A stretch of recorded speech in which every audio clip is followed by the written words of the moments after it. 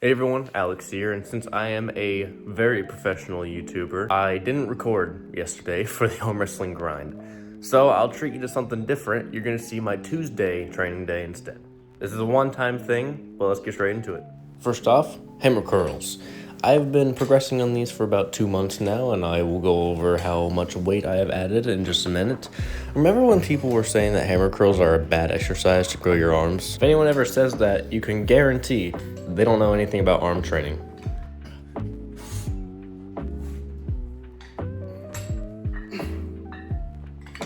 So on Tuesdays and Thursdays, I do these dumbbell hammer curls. I figured I'm gonna build my base of back pressure instead of going straight to the specific stuff. So that is dumbbell hammer curls, building up the hammer curl chain. I think for aesthetics, I need more tricep more than anything. And also on camera, arms disappear. I don't know what it is. They say the mirror reflects how you look in real life better than a camera does. I hope it's true. I started this about a little under 2 months ago with 40 pounds for set to 6. Now we're on 48.75 pounds for set to 6. So 8.75 pound jump is pretty good in my eyes. My goal for this prep was 50 pounds for 2 sets of 5. And I'm hoping next Tuesday I can accomplish that. And then on next Saturday will be competition day. I decided to put on a sweatshirt because I'm getting kind of cold out here. So I got rightfully flamed on the subreddit r/arm wrestling for how my rising lift wasn't actually a rising lift. And they were right, unfortunately. I switched to this and had to drop by over 25 pounds. That tells me I was doing the other one wrong. I feel it dropping.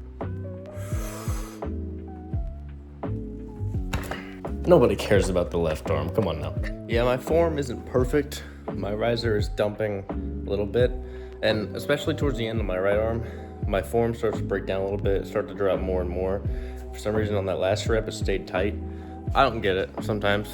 I know some people are like, oh, if your riser drops at all, it's a failed lift. Let me ask you a good question. When you're actually arm wrestling, do you have a fully engaged riser the whole time? The answer is no. Wrist extensions with an easy bar. Now, a lot of people do these with a dumbbell, but I don't really like dumbbells. I find it puts you in an over-pronated position, which tends to irritate my forearm bones. Tried it with the easy bar, never once looked back. I love it. Now, some people say, buy the Golden Grip wrist extension. And I'm sitting here thinking, I'm not gonna down $150 for a piece of equipment that can only perform one lift. Come on now. You may ask why an arm wrestler would ever want to do wrist extensions or kickback. Well, it can be used in some techniques, mainly a King's move. Devin uses it a lot, and Michael Todd does sometimes as well. But it's mainly for wrist health and integrity. It stops imbalances from happening, and it protects the joint. And wrist injuries are the hardest to recover from, besides maybe the shoulder.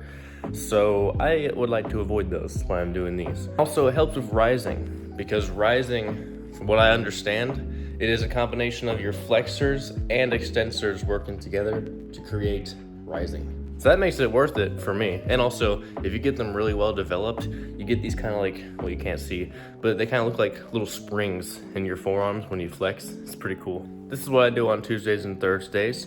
After this video, we'll go back to the normal arm wrestling grinds every Monday. Definitely the lift that takes the most priority on this day is the hammer curl, because I'm tired of my back pressure sucking and I'm trying to get it better. Nothing makes you weaker as an arm wrestler than having shit back pressure. That's gonna do it for this video, everyone. If you wanna see me screwing up my upload schedule even more every week, go ahead and subscribe and stick around for more, and I'll catch you in the next one.